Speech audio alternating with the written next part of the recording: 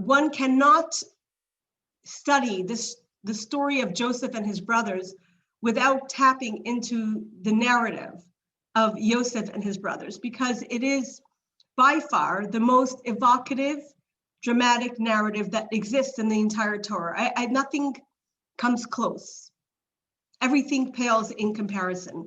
So before we get into the topic, the ideas behind the story, let's just dip slightly into the story for the simple reason that in order to truly understand what is going down in this week's Torah portion, we have to have the context of the narrative. We have to have the context of the story that we did not concentrate on so much in the past few weeks.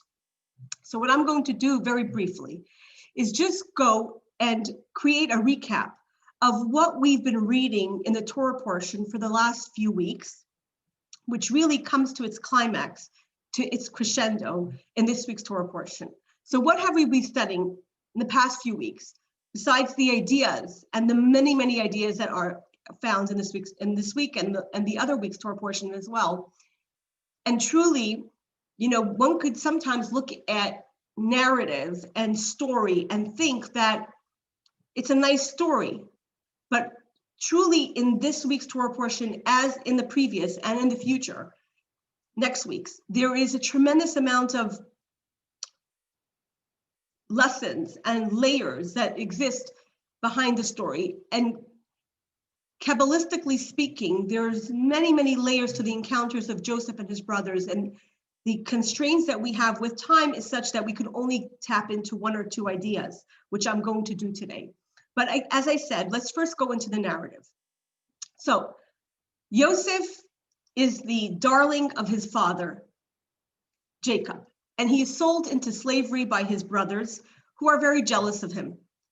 And they don't kill him, but they sell him into slavery. Judah is the one who pushes the slavery of Joseph and his brothers. He's the one who makes it happen.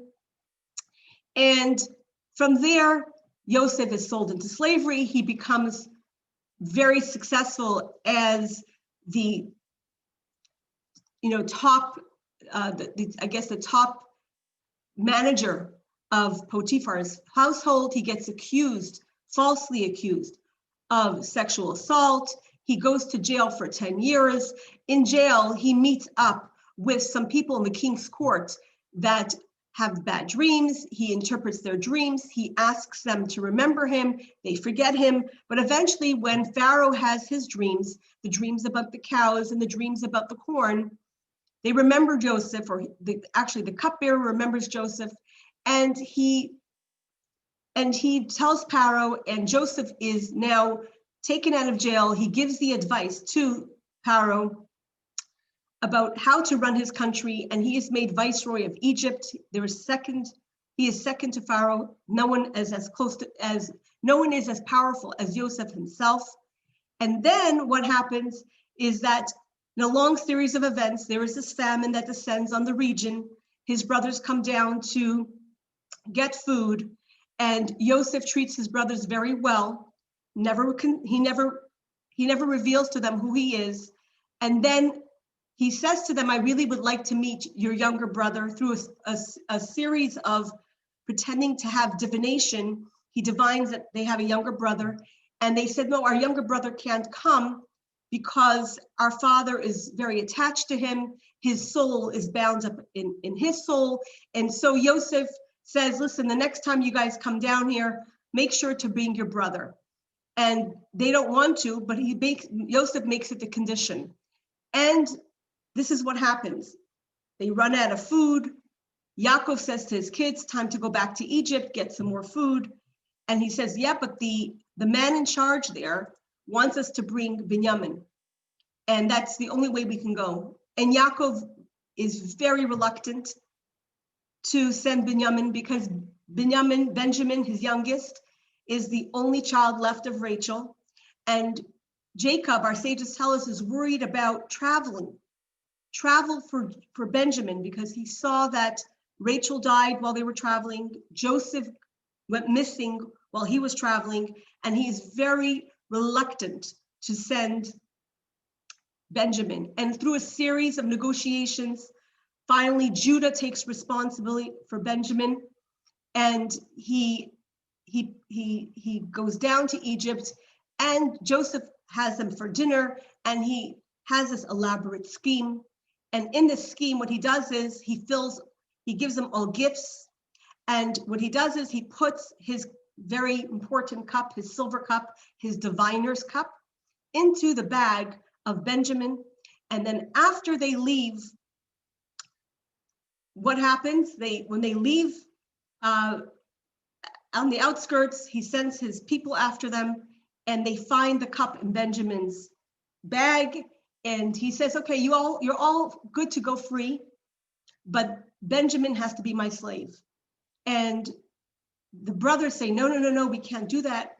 You can't take Benjamin. That was the condition. My father said he has to come back with us. And Joseph says, no, Benjamin has to be my slave. There's no two ways about it. This is the background.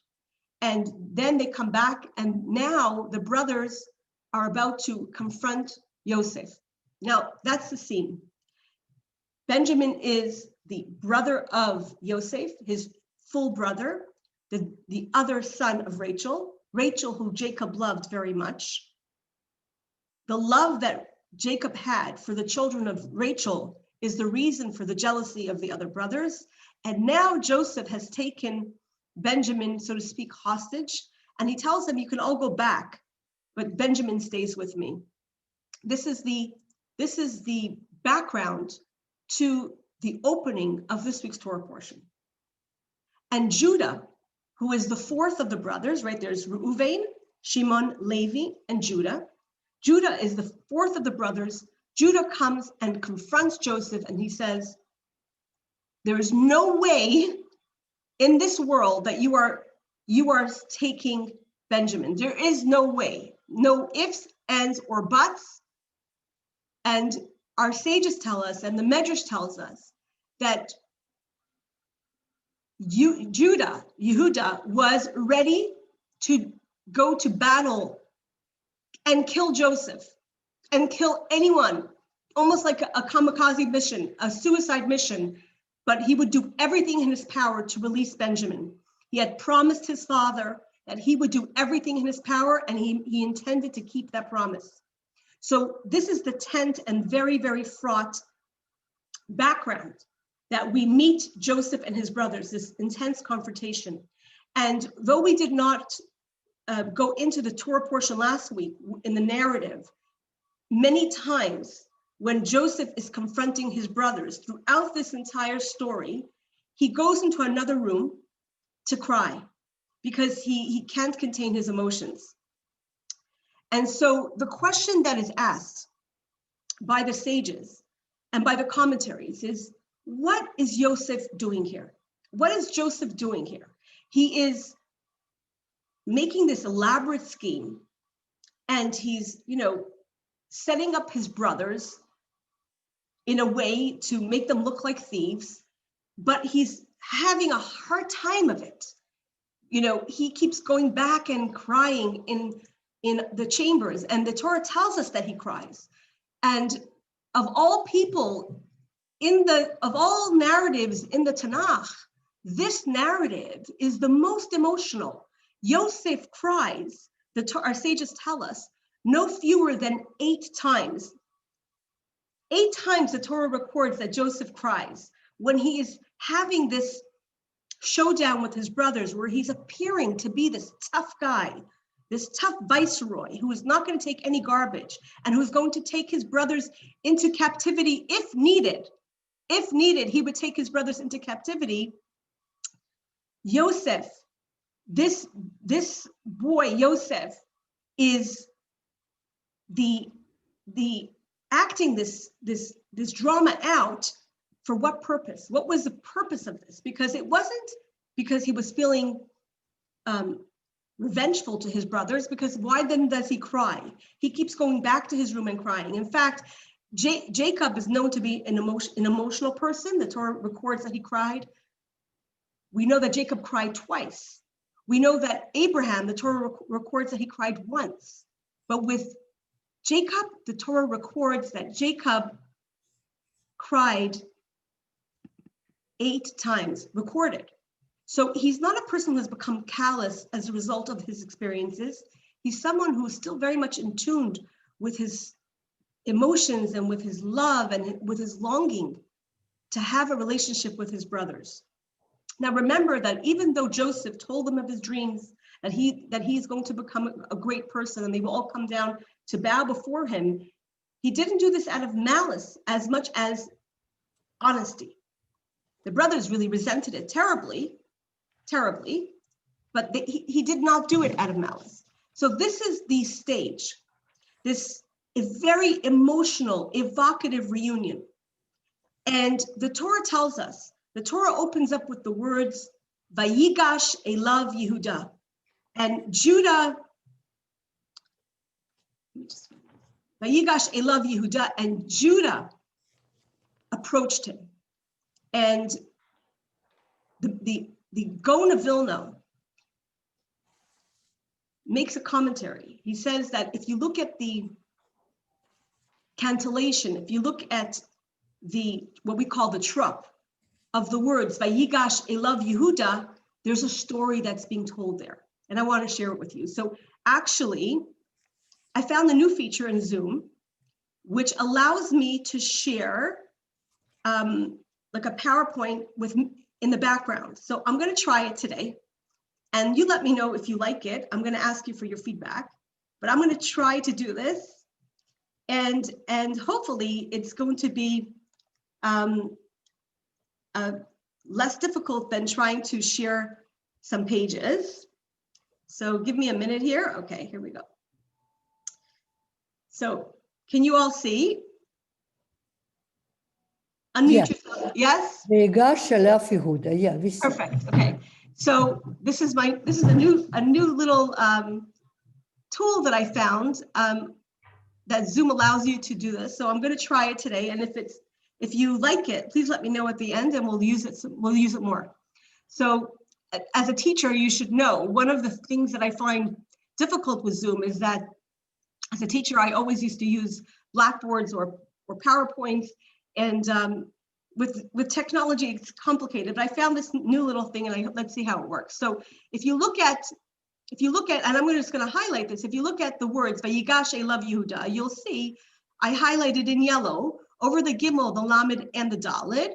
You'll see little notes. This is the cantillation, and this cantillation, what we call the trup, is part of the tradition, the oral tradition of the Torah, the way the Torah should be read.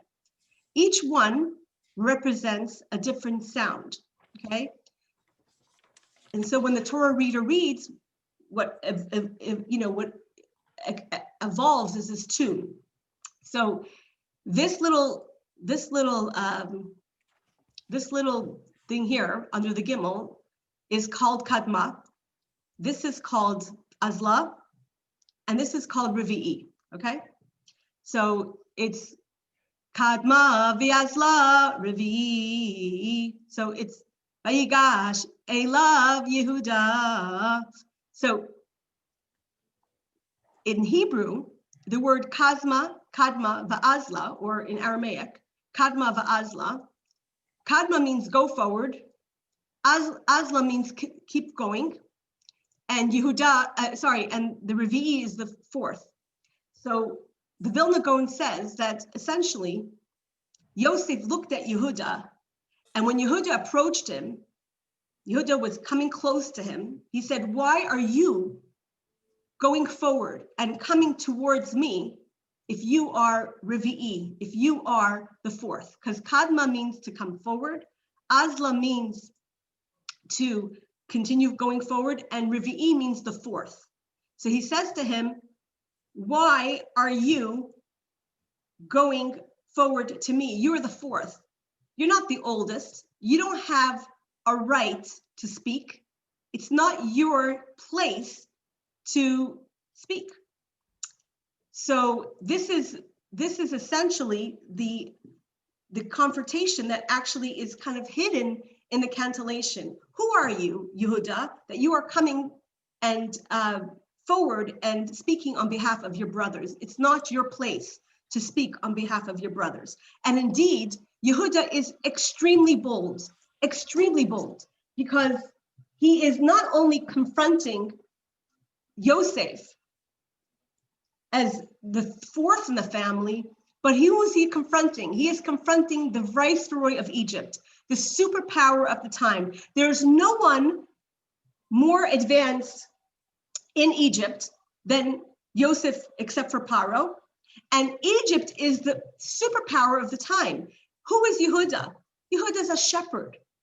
So this shepherd is really getting into the face of Yosef. And he confronts him and he says to him, I am not going to take this lying down. And there is this back and forth. And we're going to get into the verse itself because, simply put, the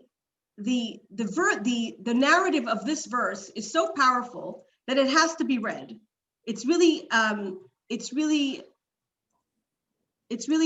of the most powerful and evocative Torah readings. Okay, so let's get right into it.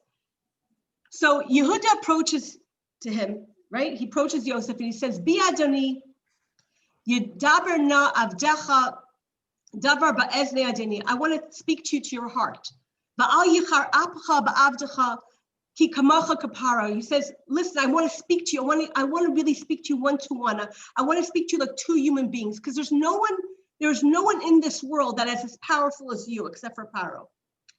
And he says to him, now, you asked us the question. You said to us, do you have a brother or do you have a father? And we told you, yes, we have an old father and a young brother, and the other brother is dead, and he is the last one that's left from the mother, and my father loves him. And you said to your servants, bring him down to me and I will set my eyes upon him. And we said, the boy cannot leave his father, because if he leaves his father, he will die. The father will die, right? And you, Joseph, you said to your servants, meaning you said to us, the brothers, if your youngest brother does not come down with you, you will not see my face again. And it came pass when we went up to your servant, our father, and we told him your words, the words of Joseph. And our father said, go back and buy us a little food. And we said, we can go back only if our youngest brother is with us. Let me just make sure that everyone's muted. If you could just mute yourself, because I'm sharing, it's hard for me to get to the mute button. And he said, we cannot go down only if our youngest brother is with us. For we cannot see the man's face if our youngest brother is with us. And your servant, my father, said to us, you know that my wife bore me 2 children, and one went away from me, and he has surely been torn to pieces, and I have not seen him since, Joseph. Now, if you take this one away from me too, Benjamin, misfortune befalls me, and you will bring down my old head in misery to the grave. And now, when I come to your servant, if I come back to my father, he keeps calling Jacob Joseph's servant, ironically. He says that now if I come back to my father and the boy, Benjamin, is not with us and his soul is bound up with his soul, benafshai kashura benafshai, what will happen? He says, it will come to pass, and if he sees that the boy is gone, he will die.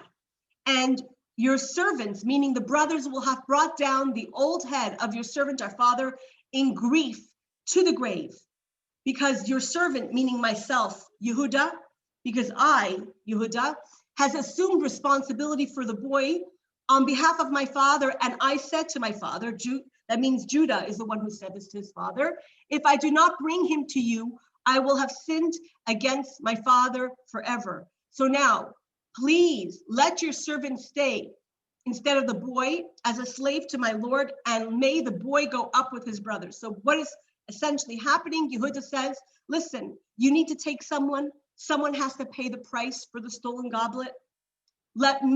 I'll become your slave for the rest of my life, but let my brother go. And he says to him, because how can I go back to my father and this boy is not with me? I cannot see the misery that will befall my father. And what happens? The Torah tells us, "V'lo yachal Yosef lis'apek." Yosef could not bear all those that were standing beside him. It means he felt he didn't want his brothers to be humiliated any longer. And he said, and he called out, "Take everyone away from me," so that no one stood with him when Joseph made himself known to his brothers. Vayitain eskaila bivchi, and he wept out loud, so loud that the Egyptians heard, and the house of Pharaoh heard. And Yosef, this very famous line of the Torah, and Yosef said to his brothers, "I am Yosef.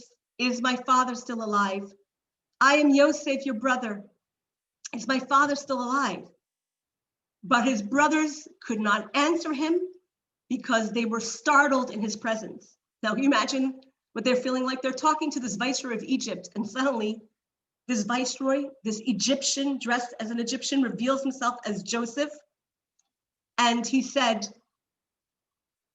Joseph says to his brothers, "Please come closer to me." And they came closer to him. And he said, "I am your brother that you sold into Egypt. But now, listen, don't be sad. Al ta'atzvu. Let this not trouble you that you sold me here. Ki lemechia shalchani Elokim, because it was to preserve life that God sent me to you." This is a very, very important line that we're going to be focusing on today. Can I ask you a question? Yes, go ahead. Why does he ask him if his father's still alive when they just told him that, verses and verses about the father being alive? Or is it a rhetorical question? So this is actually an excellent question, and it's actually a question that the sages discuss. So you're bringing up a very important question of why he asks him. Why he asks him. So I'm going to go back for a second. So truthfully, there's many ways to interpret it. So it could be he wanted to know from the time that they left until now. So from a very plain perspective, you could say that he just wants to know, is he still alive? But I think you could say what he meant was, is he still alive? That means is he still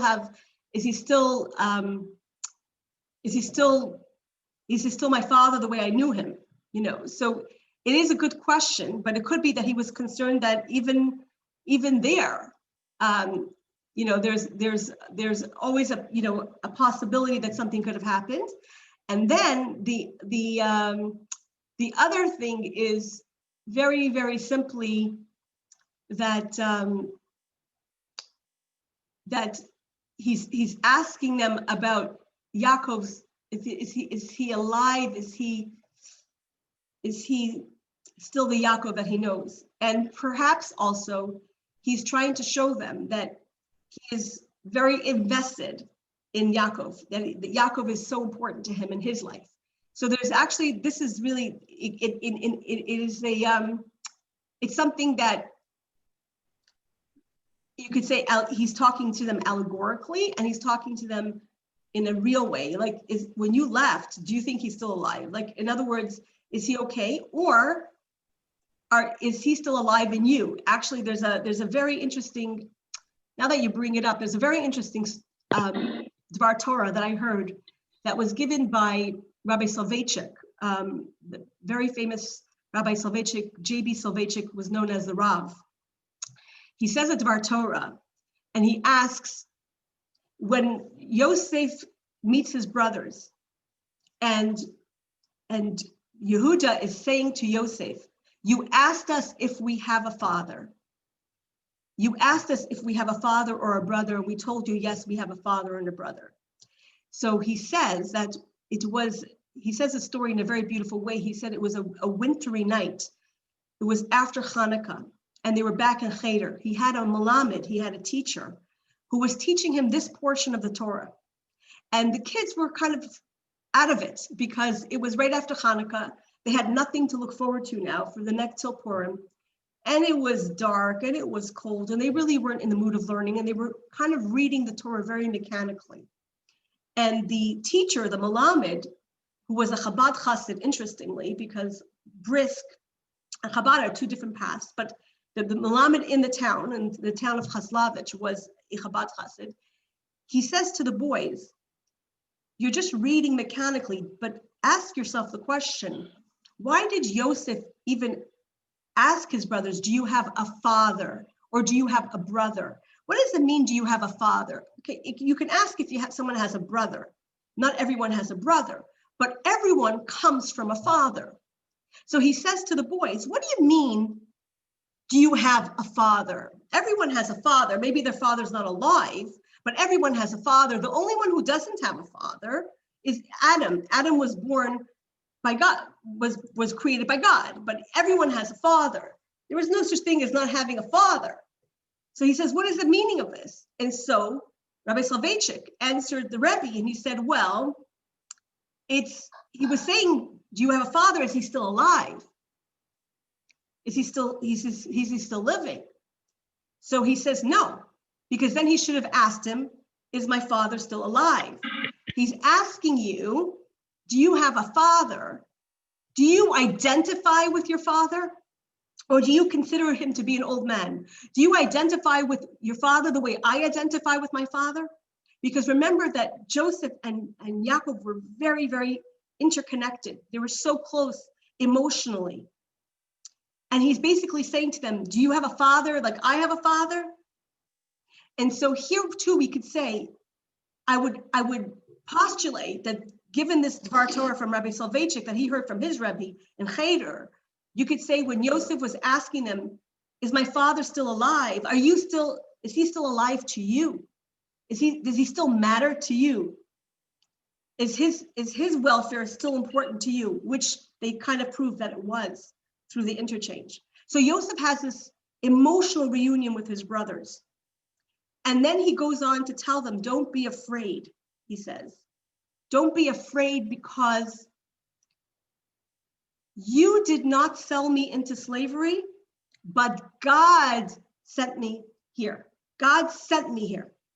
And here we have the question, if Yosef felt this way towards his brothers, if Yosef felt that his brothers didn't sell him into slavery and God sent him, why does Yosef go through this whole charade of putting his father in such grief? His father was petrified to send Benjamin. And Yosef was so connected to his father. He puts his father in grief. He puts his brothers through hell. But at the end of it, when they're afraid of him, he says to them, it wasn't you who sold me into slavery. It was God who sent me here in order that our family should have food. And so the question is, what is going on here? Is Yosef being dramatic? And why does he put his brothers through all of this? What is this whole charade that he goes through? So for that, we have to understand that there are two aspects of forgiveness, right?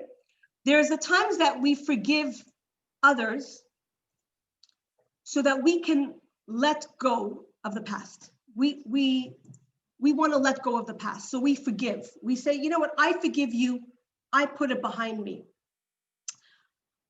Or we don't really let go, we just put it away. We say, I'm not going to deal with this issue. I don't forgive them, but I'm moving on. But the anger still remains. So in the Torah tradition, that's not called forgiveness. If you move on, if you go and you continue, you say, I'm moving on. I don't want to be invested with this relationship anymore. This friend, this colleague, this relative, they've hurt me too much. We've done this too many times. I'm moving on. That's not forgiveness. That's just moving on.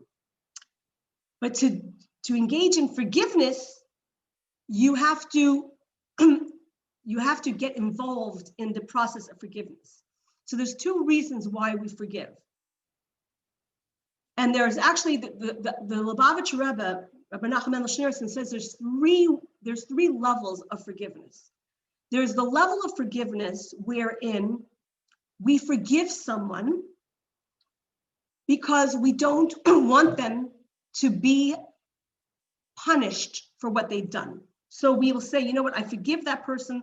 I let go of my pain because I don't want this person to be punished or suffering as a result of their behavior. That's one level of forgiveness. The second level of forgiveness, says the Rebbe, is not only that we forgive the person because we don't want them to have pain, but we actually, we feel a positive feeling towards them. We feel warm towards them. And the third level, says the Rebbe, is not only do we forgive the person wholeheartedly because we don't want them to suffer, not only do we feel good feelings towards them, but we actually have a relationship that is as good and even better than before. It is a complete healing. So the Rebbe says that the word mechila, and here I'm going to share this with you, the word mechila means both, the word mechila, where's my thing? Oh yeah, here it is. The word mechila means both, just find this, sorry. So let's go to my slide. Okay, the word mechila has the same etymology as machol. Machol means a circle. So in the true complete forgiveness, you start at a point and you've come 360 degrees right back to where you started from, a complete returning of the relationship as it was. This is called complete forgiveness. Machol means circle. Mechila is the completion of a circle. This is complete forgiveness. Now, I want to just point out to you that Maimonides, in his codification of the Torah, in his Mishnah Torah, devotes no less than 10 chapters to the laws of forgiveness, 10 chapters, nothing less. And he elucidates what forgiveness looks like and what has to take place for forgiveness to happen. So, and we're going to get into that in a minute. But one of the things that I found so beautiful, and it really bespeaks the Rebbe's entire approach to so many different things, is this. Often, when we're on a path to forgiveness, or we're trying to forgive someone, we're at point A or point B, but we haven't yet made the full circle. And what the Rebbe is saying essentially is, don't worry about the fact that you have not yet completed the circle. It's not magic and it's not overnight to return to a relationship the way it was. But the most important thing is to go forward, to go forward and to go through the path. Because sometimes we are at the point of one where we can forgive the person just because we don't want anything negative to happen to them as a result of their action. We love them and we say, you know, I don't want them to have to pay a divine price for their behavior, so I let that go. There's a second phase, which is when we really feel connected to the person, that we feel good for that person, but we still have not exactly the same relationship as we had before. And finally, the completion of the circle is when that relationship is the way it was before. And Maimonides, in his laws of repentance, lays out what a person has to do in order to repair something that he has done. And it's not enough just to let go. The person also has to do their path to Teshuva.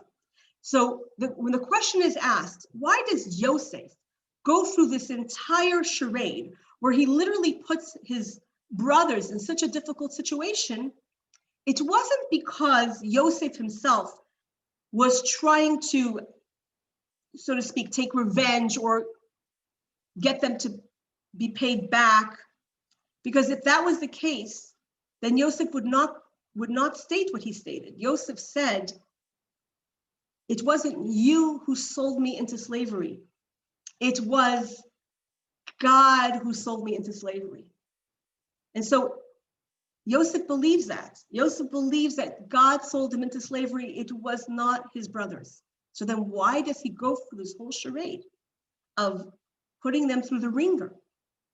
And to answer that, we have to go to the laws of Teshuva as Maimonides elucidates them. And here it is. Maimonides says, and here you have it, it's from Maimonides, the Laws of Repentance, chapter 2, paragraph 1. And you know that as I mentioned before, there are 10 chapters on repentance, so there's a lot to be studied. An entire course, probably an entire semester, can be appointed to study the laws of repentance. But here's just one paragraph from all the laws of repentance. And Maimonides says, Ezehi tshuva gemura, when can we ascertain that a person has really and completely done tshuva? Maimonides says, a person who confronts the same situation in which he sinned, and he has the potential to commit the sin again, and nevertheless abstains and does not commit it because his tshuva alone is there, and not because he's afraid or because he lacks strength. And so the example that Maimonides gives in this case is a person who's engaged in illicit relations with a woman, and afterwards they meet in private for whatever reason. He still loves her.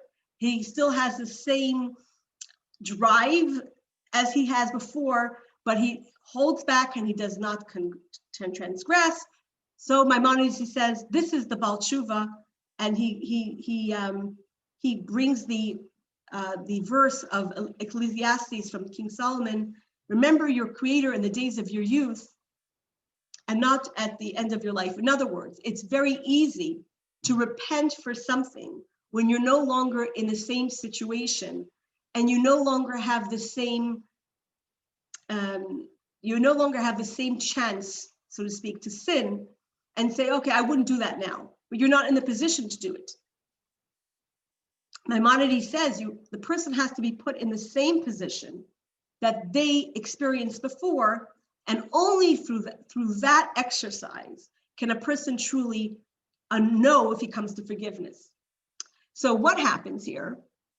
Yosef is trying to recreate the same situation that got his brothers into trouble with him. What happened with Yosef? Yosef was the adored son of Jacob because he was the child of Rachel. Benjamin is the other adored son of Jacob because he is the younger child of Rachel. The brothers were jealous of Yosef and they threw him in the pit. They sold him into slavery. Now, Benjamin is at the court at Joseph, and he's being accused of a crime. And they don't know that Benjamin did not commit this crime. They can hope that he didn't commit the crime of stealing the cup, but they don't know that he didn't commit a crime that Joseph is accusing Benjamin of. And the brothers are faced with the same choice: to put Benjamin, the beloved son of Jacob, into slavery, like they did with Yosef. They have the same choice, because to fight that Benjamin doesn't go into slavery requires a tremendous amount of courage, because they're not just coming up against their instincts, their own base instincts, they're coming up against the viceroy of Egypt himself. They will have to fight the viceroy of Egypt himself to ensure that Benjamin does not go into slavery like Yosef did. So what Yosef is doing essentially is he is setting up Benjamin for a fall, his younger brother Benjamin, for a fall. He is accusing him of something that the brothers would have been totally ashamed that if he would have actually done it. And he is setting up Benjamin to be, so to speak, justifiably held into slavery. And when Judah not only says, no, please don't send my brother into slavery, but Judah, who, remember the story of Joseph, was the one who gave the advice to his brothers that Joseph is sold into slavery, something that Joseph certainly overheard. now comes forward and says, whatever it is, please, Benjamin cannot be your slave. I, Judah, on behalf of my brothers, am ready to go into slavery. I will become a slave rather than, God forbid, do this again, take one of our brothers and allow him to become a slave because of our jealousy or because of the accusations that are made against him. And it actually took more courage this time for it to not happen. And when Yosef sees this, then he no longer can maintain this charade of not knowing his brothers. And he breaks down and he cries. As we read before, V'lo yochal Yosef lis'apek, Yosef could not hold back any longer. He completely breaks down. So this whole charade that Yosef gives them is only really to give them the opportunity to do tshuva. It was for them to fix that which was broken in them. And to give someone the opportunity to repair is sometimes the greatest kindness that you could do. Because imagine that Yosef did not give the brothers this opportunity, they would have never been in a position that they could rectify the damage that they did to Yosef, because they would never know if they were put in the same position if they would not do the thing again. And Yosef proved to them, and he allowed themselves to prove it to themselves, that given the same opportunity, they would change people. They would not do that again. And as soon as Yosef saw that, as soon as Yosef saw that his brothers were ready to do complete tshuva, to really, really repair the damage that they did, to complete the circle, he could not anymore pretend to be the viceroy of Egypt who didn't know them. And he broke down and he cried. And he said to them, don't worry, don't be afraid, because the brothers were petrified. In fact, like as I read before, they were so petrified that they could not speak. They were speechless. And the Torah tells us how he embraced each and every single one of his brothers. He gave them gifts and he told them, bring back the whole family. God put me in this place so our family should not starve. So we see that there's two aspects to tshuva. There's the aspect of the letting go that we have to have when someone hurts us. And there's the aspect of the work that we have to do when we are the one who's done something wrong. And so Maimonides says there are three elements of tshuva. One is to recognize that which we did. The other is to confess it, or to at least articulate it, not confess and like going to confession, but to share it and preferably with others. And the third is to make a decision never to do it again. Okay, so to acknowledge, to share, and then to take on the resolution never to do it again. But as we just read in Maimonides' laws of tshuva, the only time a person truly, truly knows if he's completed his tshuva, if he's completed his repentance, is if they're put in the same situation and they don't transgress. So Yosef was doing his brothers the greatest gift. Now let's look at Yosef's perspective. Yosef says to his brothers something astonishing. He says to them, it was not you who sold me into slavery. It was God. You didn't send me to slavery. I was sent by God, and God had a mission for me. The mission was that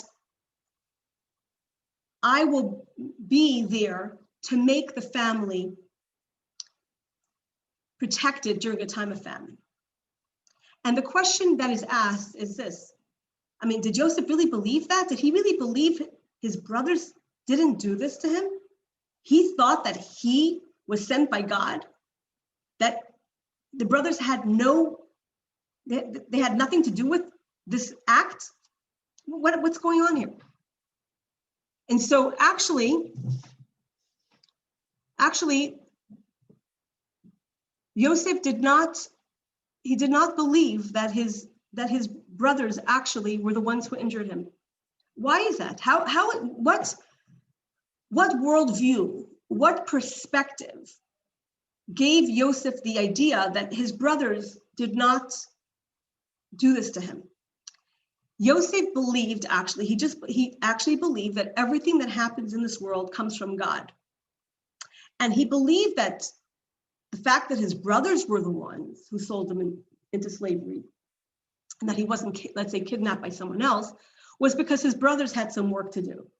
But that had nothing to do with the reason of why he got sold into slavery. In other words, he did not think that they had anything to do with the outcome. And so here we see why Yosef is called Yosef HaTzadik, why he's called Yosef the righteous.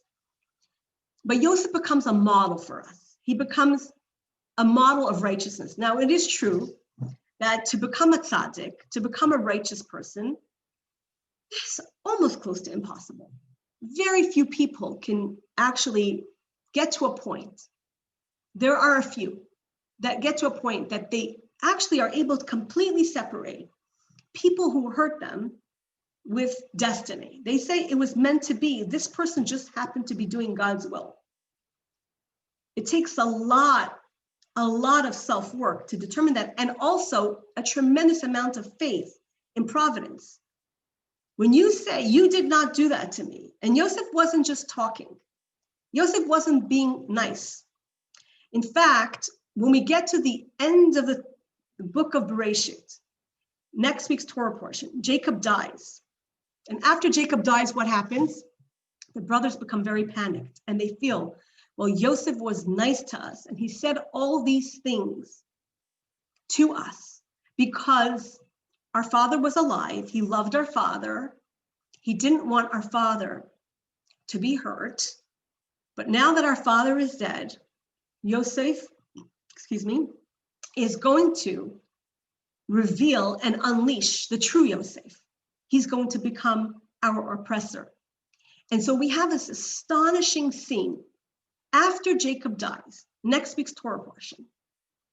The brothers come to Joseph and they say, we ask you not to hurt us. We're ready to be your slaves, but please don't kill us. And what's Joseph's reaction? At that point, Joseph says to them, what's his reaction? His reaction is he starts to cry. He cries. And he says to his brothers, you may have meant something wrong towards me, but I tell you, you were not the ones who sent me to slavery. It was God who did it. And God wanted me to be here for a reason. You have nothing to fear. I will care for you for the rest of my life. And he did. So it's not just now while Jacob is alive, it's not lip service. He's not trying to be gracious. This is a true belief that Yosef has. So when we look at Yosef's story and we look at the stories of our lives, how can we tap into this concept of forgiveness? What can we learn from the way Yosef approached forgiveness? So on the one hand, Yosef gives his brothers the opportunity to correct their wrongdoing. On the other hand, he completely disassociates himself from the fact that they sold him into slavery. He sees it as God who sold him into slavery. Now think how powerful this is. Think how empowering this is. If we believe that no one in this universe makes things happen to us, you did not insult me, God meant that I should be insulted for a reason. You did not take away my job. You did not fire me. You did not speak behind my back. You know what? It was meant to be that I was spoken about. You just happened to be the messenger. Everything that we experience, if we experience it as helpless victims, what that creates within us is a terrible sense of helplessness, and the helplessness fuels anger and outrage because we feel unable to control our destiny. What Yosef teaches us is this. Imagine that we looked at everyone who insulted us, hurt us in any which way, and we say, no, you didn't hurt me. It was meant to be that I was hurt. You happen to be the messenger. Imagine the empowerment that this gives us. And you wonder, why Yosef is a boy who was sold into slavery, is accused of sexual assault, spends 10 years in jail, is forgotten by the people who he helps, and ever loses his humanity, never loses his optimism. In fact, the Torah tells us that when he went into the jails and he was there, he was successful in jail. He became successful in jail. In fact, the reason why he interprets the dreams of the two chamberlains of Paro is because the chambermaids of Paro is because Yosef sees that they seem downcast. He sees that they seem out of it, and he's sensitive enough to say, why are you upset? Why are your faces downcast today? He never loses his humanity. He doesn't go into jail burning with outrage at his brothers, at Potiphar's wife, at life. How did his best years of his life, his 20s, was spent in a dungeon because of a false sexual accusation? He's a slave because his brothers were jealous of him and sold him into slavery. Yosef is above it all. Now, we can't all be Yosef. And certainly when we get insulted or someone hurts us and or if we've done something to someone, we know that the path for forgiveness is not easy. And like the Rebbe says, it's a circle. And it sometimes will take a very long time to walk that circle. But from the perspective of someone who has been hurt, if we look at Yosef and we say that everything that happens to us in this world was meant to be by God, and no one has control over my life, we are the most empowered and the most successful people ever. And there's a very interesting medrash that the Talmud also brings down, which is this. It says that God created different elements of creation, and it says that when metal was created, or the ability to, I guess, extract metal was created, the trees were very afraid, and they said, "Oh no, here comes our danger. Metal can chop a tree."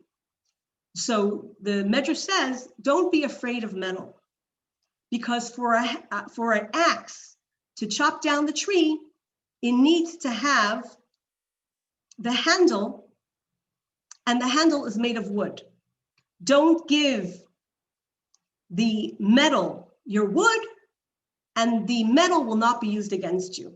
Now, it's a very deep concept, but I just I want to sit with it for a second. If we see everything as our emotions, our reactions, as the wood that enables the axe to chop us down, and we say, I'm not going to give that wood, the axe can never chop us down. This idea, by the way, is discussed in Hasidus on many, many different levels. But the idea is that from the forest itself comes the handle that is used to make the axe.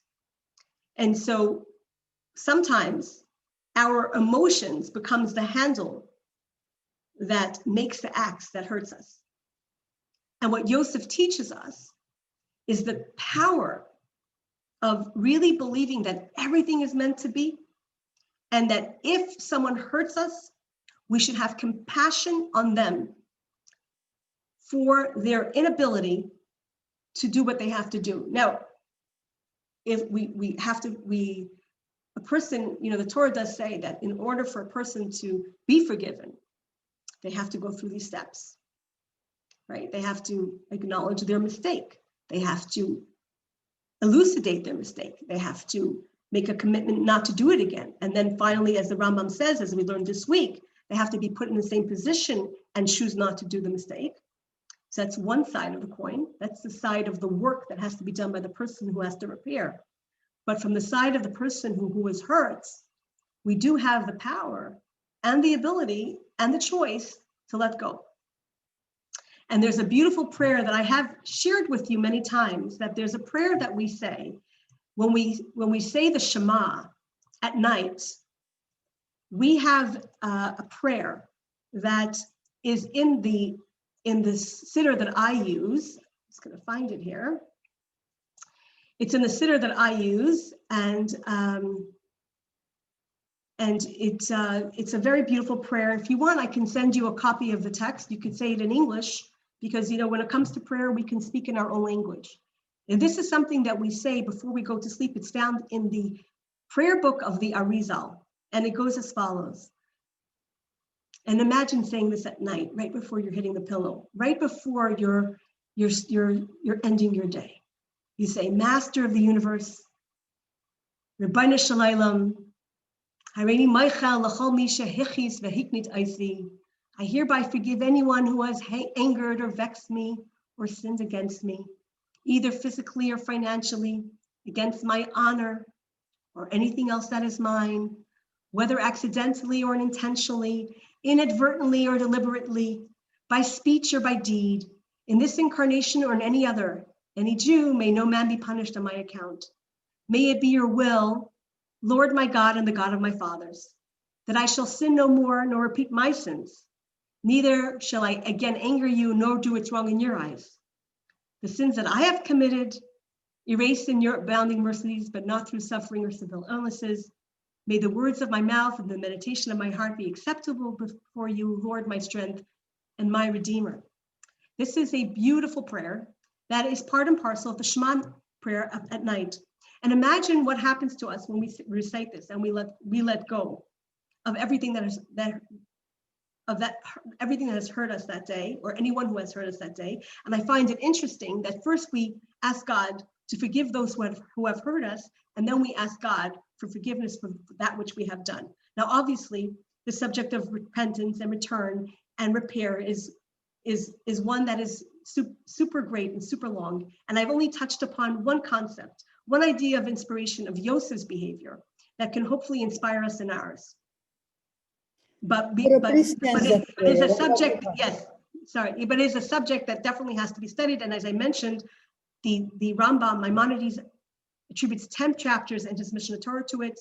But suffice it is to say that if we can incorporate this prayer into our nightly routine, or at least once a week, and if we can try to be like Yosef, we will not be Yosef. Yosef, our sages tell us, Yosef is the ultimate tzaddik. Yosef is the righteous of the righteous, because he is put in the most adverse of situations and overcomes. And most of us are human. We're more like Judah than we are like Joseph. We make mistakes and we try to repair them. But that being said, we can still look to Joseph as an inspiration for the trials and tribulations of our lives, and for the times that we feel hurt and the times that we feel that we have to give forgiveness. Devorah, I want that prayer. You want the prayer? So if you want, I can email it to you. I'll be very happy to email. Yes, I'll be very happy to email Me it. too. Yes. Me too. Yes, I will do that. Thank you everyone for joining. It's not in every Shema, it's not in every Devorah, that was so beautiful. Beautiful lecture. Thank Toda rabah. you. Toda rabah. You're so Thank you. Devorah, group is growing. Look, Devorah, Yes, more than yes. 50. Very You're- nice. Very you. well Thank done. you. I'd like the prayer too, Kavod. please. Yeah, so I will send out the prayer, and Thank I you. want to wish everyone a week filled with higher living, that we should rise above ourselves, our instincts, and that the true power of freedom really becomes when nothing has a hold on us. As long as people yes, have hold. Yes, yes. Devorah, I have to just say, this has been absolutely amazing. But and you've shown us so much about how the whole charade is not such a charade. Joseph is taking his brothers through the circle that they need to go. But when we get back to the question that was asked, why does Joseph say, "Is my father alive?" And I think from what you're saying, that's where we see how Joseph held on and kept his sensitivity and his humanity through what he had gone through. Because in asking his brothers this very personal question, is my father alive, to asking to them, it's their father too, he is so human. Outside everything else that's going on, he doesn't lose his humanity. He doesn't lose his sensitivity. It's exactly very well put, Monica. And I would add that It is unusual for the Torah to tell us about the emotions that people feel. And the Torah tells us that Joseph cried 8 times. You know, sometimes people overcome challenges by kind of shutting up a part of themselves. They mute their emotions. They become automats. They just say, I will go forward and I will shut this part of myself down. But Joseph never shuts down. He remains in tune with his feelings. He remains attached to his brothers, even his brothers who really didn't understand him at all. He is attached to them. He loves them. And the proof is when his father dies and they are in a panic, they have never really understood how much he loved them. And he said, I didn't only do this because we share a father. You are my brothers as well. And I will never, ever hurt you. And I never saw anything that you did, anything outside of what God wanted to happen. Even if you meant it for the wrong, God meant it for the good. And so he never lets it affect him. And yes, indeed, Joseph is someone that's why he's called Hatzadik. That's why he's called righteous. Very few people in the Torah are called righteous. It is because of that. And the fact that he's so attached to his father, I think is an important lesson for us that if we have children, that an emotional bond with our children, regardless of how we feel about what they're doing and how they're doing, but maintaining an emotional bond with them is probably the greatest gift we can give to them in rooting them and giving them a lifeline. Well, and that is contained exactly in his question. Why? He has kept that connection by saying, is my father alive? Indeed. That's where it's more powerful than 5 tears or 5 cents. It's so powerful, even though it's not true. That's what I mean. And I have to add, as you might know, that there's a very famous song that's still, very popular in our tradition. Od Avinu Chai, Od Avinu Chai. And this is really the answer to Joseph's question, because Joseph asks, Od Avinu Chai, is our father still alive? And we, the Jewish people, are kind of singing back to Joseph, Od Avinu Chai, yes, indeed, our father still lives with us. All these thousands of years later, yes, Joseph, our father is still alive. So that song, Od Avinu Chai, is really a response to Joseph's question, Ha'od Avi Chai, is our father still alive? And we answered to him, yes, Od Avinu Chai, our father still lives. And that is really probably why this song is so evocative to all of us. And I would add something, that there is a psalm that says, Raya Yisrael Ha'azino, Noiheg Katzon Yosef. It's a psalm that says, dear God, and we call God the shepherd of Israel, and then the leader of Joseph. And the Rebbe talks about this idea that Joseph becomes synonymous with the Jewish people in liturgy. And why does Joseph become synonymous? It's because Joseph is really a vital aspect of who we become as a people as a result of his experiences and what we learn from it. And nothing is as powerful as the bond that he has with his father, and really the idea of the father, meaning father, our biological parents, but also not only the biological parents, but also the existential father, meaning God, as it were. And when we say Ha'od Avinu Chai, we're kind of responsive to what Yosef asked all those years ago, and that's something that he has left with us. This empowerment, really. So it's Before you go, Can I I want ask to you- know, can I ask you a Devorah, question? Did Yes. he say, did Joseph say, is our father still alive, or is my father still alive? your father. he you said, said your father. he says, at one point he says Avi, and other points he says Avinu. So he did say Ha'od Avichai, is my father still alive? Yes. So the And- last Yes. one that he asked, was it my or our? I would have to go look. I don't know by heart. But 'Cause it was- he did say Ha'od Avichai, is my father still alive? Yes. Because it would be Devorah. interesting, because like my father maybe could represent like my father, the person who had that part of him, like in Yosef, I mean in Yaakov, he had such a love for Rachel, right? So that when she died, a part of him died, right? Yes. So yes. you might could allude to like, is my father, like that part of my father who had that love for my mother, like, did he die? Did that whole person die within him? Beautiful. You know? Beautiful. And- Yes, and actually the fact that he says, is my father still alive? It's interesting because the Torah tells us that when Yaakov found out that Yosef was alive, the language that the Torah uses is Vayichi Yaakov. Yaakov lived. He again came back to life.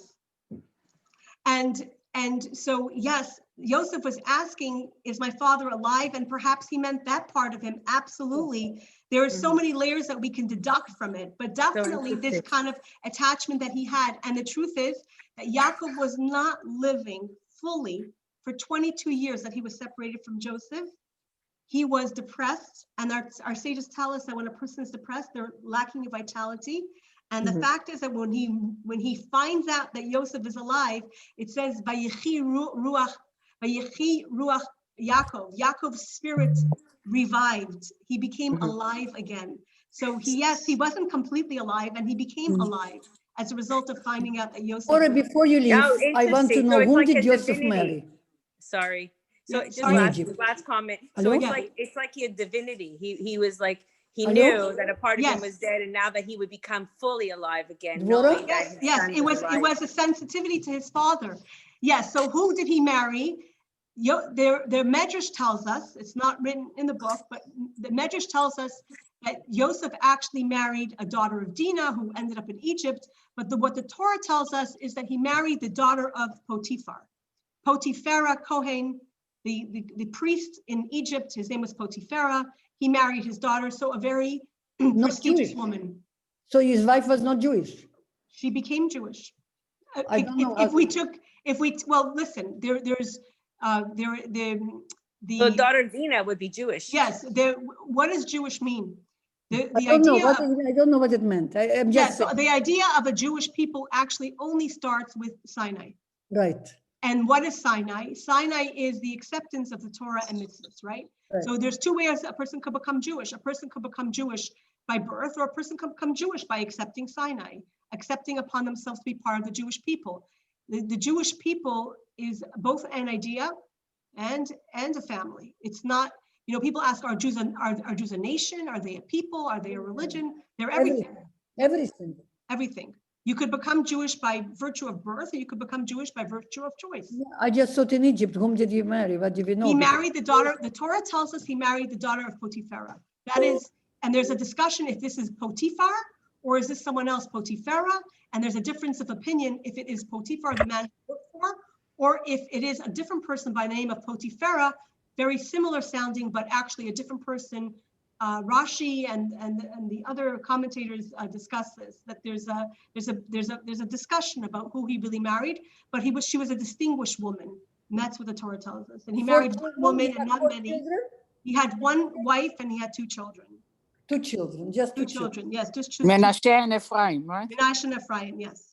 Thank you very much, Devorah. Thank you very much for joining me. Have a wonderful week, See you next a year. warm week, and an inspired week. And I thank you for joining me. And I will share the Rabboni Shalom prayer in the email. And I wish you all a week of blessing and success. Devorah, you get in the bigger Joining. group. It's Thank today almost. you. Thank you. Thank you so much. Have a nice Take week, care. everyone. Bye, Thank you. Devorah. All the best for everybody. Happy New Year. Amen. Thank you. Yeah, Yeah. keep safe.